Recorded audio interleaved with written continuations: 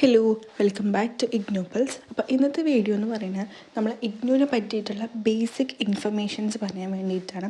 അതായത് ഇനി ഇഗ്നോയിൽ അഡ്മിഷൻ എടുക്കാനായിട്ട് താല്പര്യപ്പെടുന്ന ആൾക്കാരോ അല്ലെങ്കിൽ പുതിയതായിട്ട് അഡ്മിഷൻ എടുത്തവർക്കോ യൂസ്ഫുൾ ആവുന്ന ഒരു വീഡിയോ ആണ്. അവർക്ക് അഡ്മിഷൻ എടുക്കാനോ അല്ലെങ്കിൽ അത് ഇഗ്നോനെ പറ്റിയിട്ടുള്ള യാതൊരു നോളജും ഉണ്ടാവില്ല. അപ്പോൾ ബേസിക് ആയിട്ടുള്ള കാര്യങ്ങൾ മാത്രമാണ് ഇതിൽ. അപ്പം നമ്മുടെ ഇഗ്നോൻ്റെ വെബ്സൈറ്റ് എന്ന് പറയുന്നത് igno.ac.in എന്നാണ്. വെബ്സൈറ്റ് കയറി കഴിഞ്ഞാൽ നമുക്ക് വേണ്ടതെല്ലാം അതിൽ തന്നെ ഉണ്ട്. അഡ്മിഷൻ എടുക്കാനുള്ള സൈറ്റ്, അതുപോലെ ഓരോ കോഴ്സിനെ പറ്റി അറിയാനായിട്ട് എല്ലാം ഉണ്ട്. അപ്പം മൊത്തത്തിൽ ഇഗ്നോയിൽ 333 കോഴ്സസാണ് അവൈലബിൾ ആയിട്ടുള്ളത്. UG ആയിട്ടും PG ആയിട്ടും ഡിപ്ലോമ പ്രോഗ്രാംസ് ആയിട്ടും ഒക്കെയാണ് 333 എന്ന് പറയുന്നത്. അപ്പോൾ നമുക്ക് ഈ ഓരോ കോഴ്സുകളെ പറ്റി അറിയാനും വേറെ ഇഗ്നോ റിലേറ്റഡ് ആയിട്ടുള്ള പല കാര്യങ്ങൾ അറിയാൻ വേണ്ടിയിട്ടും ഇഗ്നോ പ്രോസ്പെക്ടസ് ഇറക്കിയിട്ടുണ്ട്. അപ്പം അതെങ്ങനെയാണ് ഡൗൺലോഡ് ചെയ്യുക എന്നുള്ളത് നോക്കാം.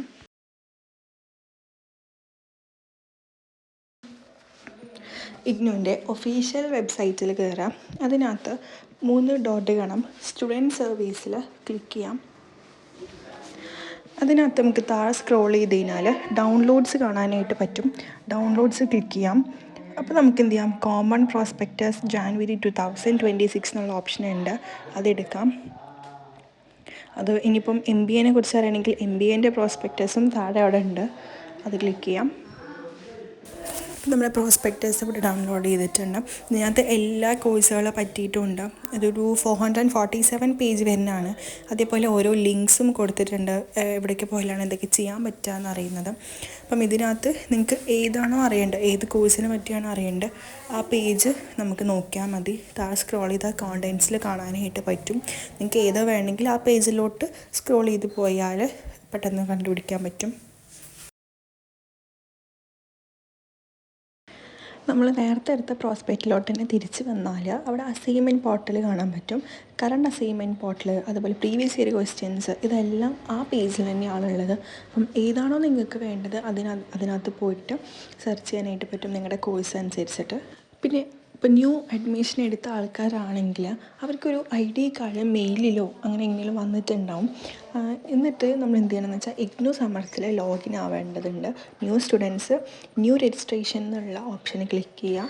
എന്നിട്ട് നിങ്ങളുടെ പ്രോഗ്രാമും നിങ്ങളുടെ ID കാർഡിലുള്ള നെയിമും എൻറോൾമെൻറ്റ് നമ്പറും അവിടെയുള്ള ക്യാപ്ഷനും കൊടുത്തിട്ട് പുതിയൊരു യൂസർ നെയിം പാസ്വേഡ് നമുക്ക് ക്രിയേറ്റ് ചെയ്യാനുണ്ടാവും. അത് ക്രിയേറ്റ് ചെയ്യാം. പിന്നീട് ഇഗ്നോൻ്റെ ഏത് ആവശ്യത്തിനും ആ ഒരു യൂസർ നെയിമും പാസ്വേഡും വെച്ചിട്ടാണ് നമ്മൾ ലോഗിൻ ആവേണ്ടത്. നിങ്ങൾക്ക് രജിസ്ട്രേഷൻ ചെയ്യാനോ അല്ലെങ്കിൽ എക്സാം രജിസ്ട്രേഷൻ ചെയ്യാനോ ഹോൾ ടിക്കറ്റ് ഡൗൺലോഡ് ചെയ്യാനോ അങ്ങനെ എല്ലാ ആവശ്യത്തിനും ആ യൂസർ നെയിമും പാസ്വേഡും ആവശ്യമുണ്ട്. അപ്പം നിങ്ങളത് ഓർത്ത് ഇരിക്കണം. പലർക്കും ഇതിനെപ്പറ്റി അറിയില്ല, അഡ്മിഷൻ എടുത്തതിന് എന്ത് ചെയ്യണം എന്നുള്ളത്. അപ്പം ഇത് മറക്കാതെ എന്തായാലും ചെയ്യണം. ഇനി നിങ്ങളുടെ സ്റ്റഡി മെറ്റീരിയൽ സ്റ്റാറ്റസ് എങ്ങനെ നോക്കാമെന്നാണ്. അത് നിങ്ങൾ അഡ്മിഷൻ എടുത്തു അല്ലെങ്കിൽ രജിസ്ട്രേഷൻ ചെയ്തു, ബുക്സിനും നിങ്ങൾ പേ ചെയ്തിട്ടുണ്ട് എന്നുണ്ടെങ്കിൽ എങ്ങനെ ചെയ്യണമെന്ന് വെച്ചാൽ നമ്മൾ നേരത്തെ പേജിൽ ഇഗ്നോൻ്റെ ഹോം പേജിൽ ഏറ്റവും താഴെ പോയാൽ സ്റ്റഡി മെറ്റീരിയൽ സ്റ്റാറ്റസ് എന്നുള്ളത് കാണാൻ പറ്റും. അപ്പം ഇതിനകത്ത് നിങ്ങൾക്ക് രജിസ്ട്രേഷൻ സ്റ്റാറ്റസും കൂടി നോക്കാനായിട്ട് പറ്റും. നിങ്ങൾ രജിസ്ട്രേഷനോ അല്ലെങ്കിൽ ന്യൂ അഡ്മിഷനൊക്കെ എടുത്ത് കഴിഞ്ഞാൽ എന്താണ് അതിൻ്റെ അപ്ഡേറ്റ് അറിയാൻ വേണ്ടിയിട്ട് ഇതിൽ നോക്കാം. ഇനി സ്റ്റഡി മെറ്റീരിയൽ സ്റ്റാറ്റസ് ആണെങ്കിൽ നിങ്ങൾ ഏത് സെം അല്ലെങ്കിൽ ഏത് ഇയറിലാണ് എടുത്തെങ്കിൽ ഏതിൻ്റെയാണോ അറിയേണ്ടത് അത് ക്ലിക്ക് ചെയ്യുക. എന്നിട്ട് നിങ്ങൾ എൻറോൾമെൻറ്റ് നമ്പർ കൊടുത്ത് സബ്മിറ്റ് ചെയ്ത് കഴിഞ്ഞാൽ നിങ്ങളുടെ സ്റ്റഡി മെറ്റീരിയൽ സ്റ്റാറ്റസ് കാണാനായിട്ട് സാധിക്കും. ഇനി അടുത്തത് റിസൾട്ട് എങ്ങനെ നോക്കുക എന്നാണ്. നമ്മൾ ഇഗ്നോൻ്റെ ഹോം പേജിൽ പോയിട്ട് സ്റ്റുഡൻറ്റ് സർവീസ് എടുക്കുക.